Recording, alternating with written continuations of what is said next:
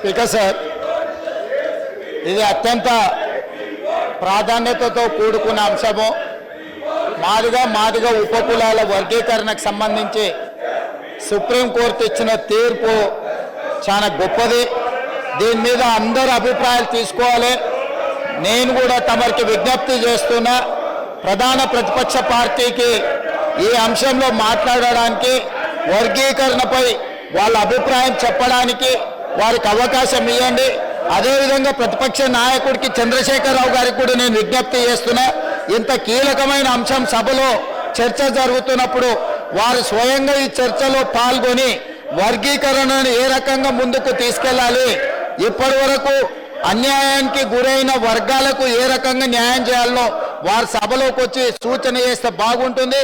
ఒకవేళ వారికి ఈ అంశం పట్ల పట్టి లేకపోతే వారి వారసులు ఎవరు మాట్లాడినా కూడా వర్గీకరణకు వారిని కూర్చోబెట్టి వారికి మైక్ ఇవ్వవలసిందిగా తమరికి విజ్ఞప్తి చేస్తున్నా. అధ్యక్ష, మాట్లాడండి, మీరు వెళ్ళండి, మీరు వెళ్ళి మాట్లాడండి.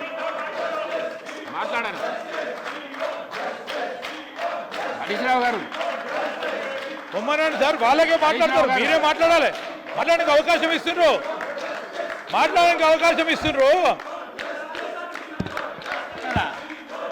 మాట్లాడమంటున్నావు కదా.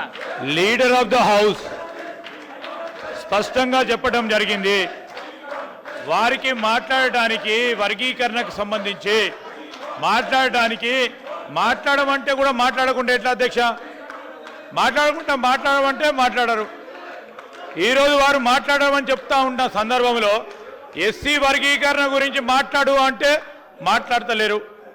ఏంది అధ్యక్ష? ఇప్పుడే ముఖ్యమంత్రి గారు చెప్పారు, వర్గీకరణకు సంబంధించి ఆ అంశంపై మాట్లాడమంటే ఎట్లా అధ్యక్ష?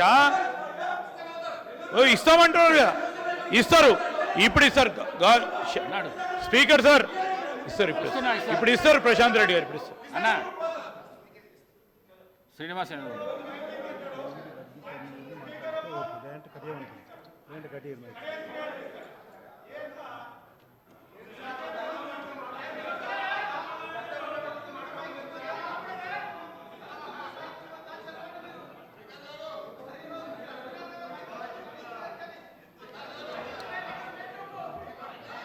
హరీష్ రావు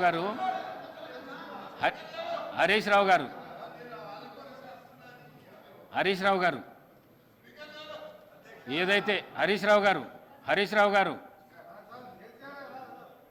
వినండి, ఏదైతే సుప్రీంకోర్టు ఇచ్చిన వర్గీకరణ మీద ఎవరైతే మాట్లాడతారో మీరు డిసైడ్ చేసి చెప్తే దాని విషయం తప్ప వేరే విషయం మాట్లాడితే మైక్ కట్ చేస్తా. అదైతే చెప్పేస్తున్నాను నేను. ముందు మాట్లాడండి. హరీష్ రావు గారు ఎవరు మాట్లాడతారో సూచించండి, మాట్లాడండి.